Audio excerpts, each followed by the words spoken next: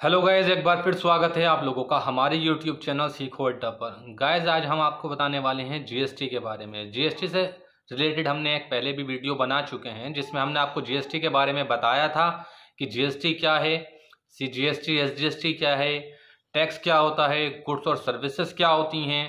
ये सारी चीज़ें उस हम वीडियो में हम आपको बता चुके हैं। आज इस वीडियो में हम आपको बताने वाले हैं कि जीएसटी सरकार तक किस तरह से पहुंचता है, कस्टमर किस तरह तक जीएसटी को देता है और किस तरह से जीएसटी को गवर्नमेंट तक पहुंचाया जाता है। इस वीडियो में हम आपको इसको पूरी तरह से समझाएंगे कि किस तरह से कैसे कैसे step by step GST government के पास जाता है। तो चलिए चलते हैं अपनी वीडियो की ओर।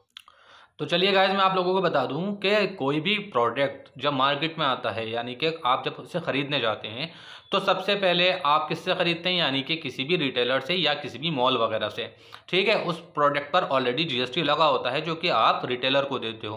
रिटेलर ने भी किसी न किसी से खरीदा होगा, या तो होलसेलर से खरीदा होगा। तो जाहिर बात है जब होलसेलर से वो खरीद कर लाए हैं तो होलसेलर ने भी किसी से खरीदा होगा, होलसेलर ने खरीदा है डिस्ट्रीब्यूटर से।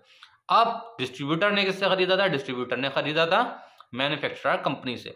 अब मैन्युफैक्चरर कंपनी ने किसी भी प्रोडक्ट को लॉन्च किया है जिसकी वैल्यू रखी है 100 रुपीज। 100 रुपीज पर जो टैक्स लगाया उसने लगाया है 10%, यानी कि अब गुड्स की वैल्यू हो गई है 110 रुपीज। तो अब जब मैन्युफैक्चरर बेच रहा है डिस्ट्रीब्यूटर को, तो डिस्ट्रीब्यूटर को उसने प्रोडक्ट बेचा है, कोई गुड्स बेचा है 110 रुपीज का। अब डिस्ट्रीब्यूटर किसको बेचेगा, होलसेलर को। तो डिस्ट्रीब्यूटर को तो ऑलरेडी 110 का पड़ा है तो वो अपना भी मार्जिन रखेगा। उसने क्या किया, उस प्रोडक्ट की वैल्यू, गुड्स की वैल्यू 120 कर दी। तो अब जब गुड्स की वैल्यू 120 हो गई है तो इस पर जो टैक्स लगेगा वो लगेगा 112 रुपीज। पहले लगा था 10 रुपए, बाद में लगा 12 रुपए। अब टोटल टैक्स प्लस गुड्स की टैक्सेबल वैल्यू यानी कि बिफोर टैक्स वाली जो वैल्यू थी वो हो गई है 120 रुपए, और 12 रुपए का टैक्स, यानी कि अब गुड्स की वैल्यू हो गई 132 रुपए। अब जब डिस्ट्रीब्यूटर को 132 रुपए का पड़ रहा है तो वो क्या करेगा, अब उस पर अपना मार्जिन जोड़ेगा। किसको देने के लिए, होलसेलर को। होलसेलर को देगा तो वो उसने अपना जोड़ा मार्जिन 8 रुपए का। होलसेलर को पड़ा वो चीज 140 रुपए की, ठीक है, विदाउट टैक्स। अब जब उसे 140 रुपए की पड़ रही है, ठीक है, तो उस पर भी वो टैक्स लगाएगा। जब उसने टैक्स लगाया तो 14 रुपए का टैक्स लग गया। अब 140 का 10% 14 रुपया, तो अब गुड्स की वैल्यू हो गई 154 रुपए।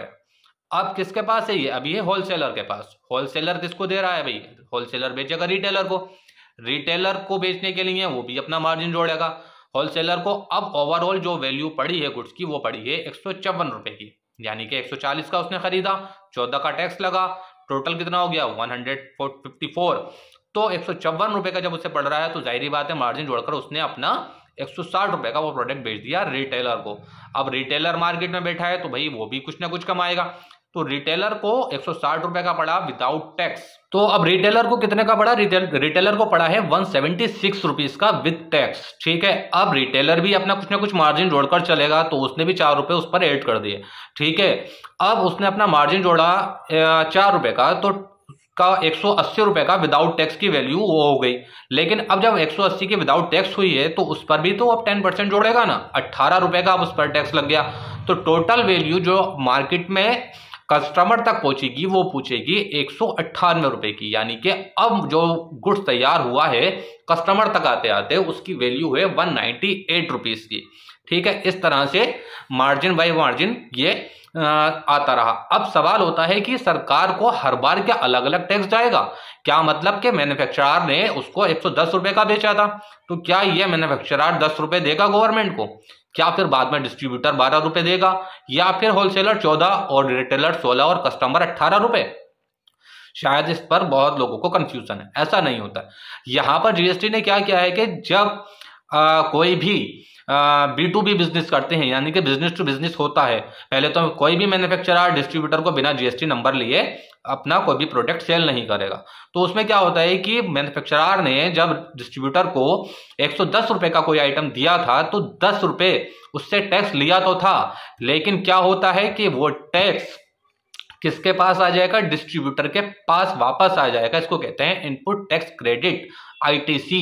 ये जीएसटी के ही अकाउंट होता है, एक तरह से जीएसटी का रजिस्ट्रेशन होता है उसके अंदर ये 10 रुपये इसको मिल जाते हैं। अब क्या हुआ कि इसके पास 10 रुपये वो वापस आ गए, कहाँ से? मैन्युफैक्चरर से। अब इसने क्या किया, जो वैल्यू 110 रुपये की खरीदी थी उसको बेचा है 120 रुपये में। तो यानी कि अब प्रोडक्ट की वैल्यू कितनी हो गई? 120 रुपये हो गई प्लस टैक्स 12 रुपए का, तो 132 रुपए की हो गई। यानी कि अब हम मुद्दे की बात ये करते हैं कि 12 रुपए का जो टैक्स है क्या वो डिस्ट्रीब्यूटर देगा? नहीं देगा। क्यों? क्योंकि मैन्युफैक्चरर ने इसको जो टैक्स देकर आया था 10 रुपए डिस्ट्रीब्यूटर, वो इसको वापस कर दिए हैं आईटीसी के बिहाफ पर। ठीक है, ये गवर्नमेंट का रूल है, जीएसटी का रूल है कि जो आप टैक्स दे रहे हो वो आपको वापस मिल जाता है। ठीक है, लेकिन वो अब जो टैक्स मिला है तो उसका क्या यूज होगा वो भी जान लीजिए। मान लीजिए मैन्युफैक्चरर ने 10 रुपए से वापस तो कर दिए, लेकिन अगले वाला डिस्ट्रीब्यूटर वाले कॉलम में आप नजर आ रहा है कि जब ये 120 का बेच रहा है तो 12 रुपए का टैक्स हो रहा है। तो 12 रुपए का टैक्स यानी कि मिले तो 10 है ना इसको पीछे से, तो 2 रुपए जो बन रहे हैं टैक्स वो देगा ये गवर्नमेंट को।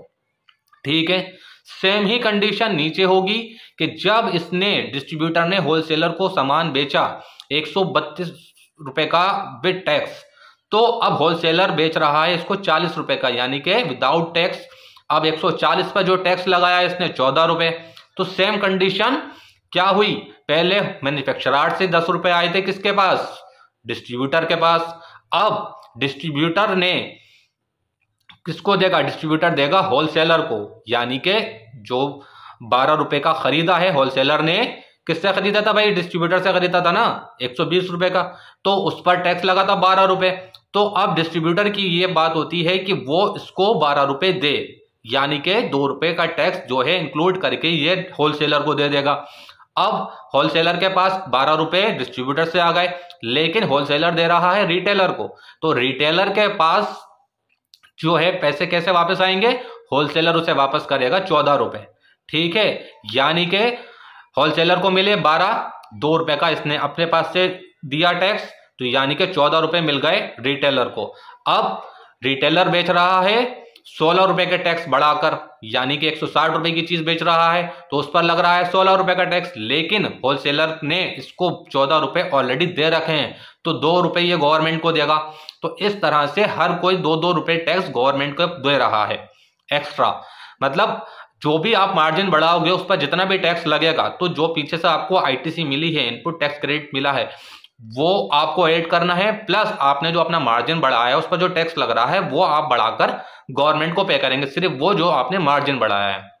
सिंपल है कि आपने 10 रुपए का टैक्स था आपका, 110 रुपए का स्टार्टिंग में मैन्युफैक्चरर से लिया, होलसेलर को 10 रुपए मिले, होलसेलर ने 12 का बेचा, 10 रुपए उसके पास थे, 2 रुपए डालकर उसने गवर्नमेंट को दे दिए। सेम कंडीशन ये ऐसे ऐसे होता रहता है। लास्ट में अब हमारे पास क्या आया? कस्टमर पर सारा भार पड़ गया, कस्टमर किसी को कुछ नहीं मिल रहा है, कस्टमर को तो जेब से देना ही देना है। ठीक है, रिटेलर ने क्या किया कि 160 रुपए की चीज पर टैक्स लगाया 16 रुपए का, 176 रुपए की हो गई। अब कस्टमर उसको कितने का खरीद रहा है विदाउट टैक्स? 180 रुपए का, क्योंकि रिटेलर ने अपना मार्जिन भी बनाया। अब जब 180 का बेचेगा उस पर 18% का जीएसटी लगाया, तो अब टोटल वैल्यू हो गई 198 रुपए। तो पूरे 18 रुपए जो थे टैक्स के वो किसने दिए हैं? कस्टमर ने। ठीक है, इस तरह से ये साइकिल आती रहती है। यानी कि अब आपकी जो वैल्यू है 180 रुपए पर 10% टैक्स यानी कि 18 रुपए, वो किसके ऊपर आए? वो सारा का सारा टैक्स का भार आया है कस्टमर पर। 18 रुपए टैक्स गवर्नमेंट को कौन दे रहा है? कस्टमर। लेकिन पूरे 18 रुपए वो चेन साइकिल से गए हैं। ठीक है, यानी कि टोटल मिलाकर आप यूं समझ लो कि ऊपर जो चल रहा था आईटीसी का खेल वो तो खत्म हुआ, लेकिन भार पूरा पड़ा है कस्टमर पर 18 रुपए का। ठीक है, तो इस तरह से ये टैक्स जो है गवर्नमेंट को पहुंचता है। अब इस टैक्स का करती क्या है गवर्नमेंट? हर गवर्नमेंट का अपना राजस्व होता है, यानी कि गवर्नमेंट से रिलेटेड जितनी भी कार्य करती है, यानी कि गवर्नमेंट एम्प्लॉइज की सैलरीज हो गई, स्कूलों का खर्चा हो गया, अस्पताल का खर्चा हो गया, बहुत सारे गवर्नमेंट के काम हैं, तो उन सब के लिए इनको भी तो पैसा चाहिए ना। तो उस पैसे का इस्तेमाल वो कहाँ से करेंगे?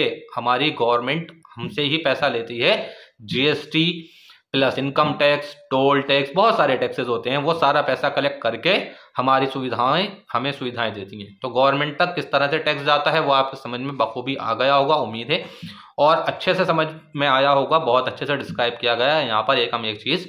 तो अगर आपको ये वीडियो अच्छी लगी है तो प्लीज़ चैनल को सब्सक्राइब करिएगा और ज़्यादा से ज़्यादा वीडियो को शेयर कीजिएगा। Thank you so much.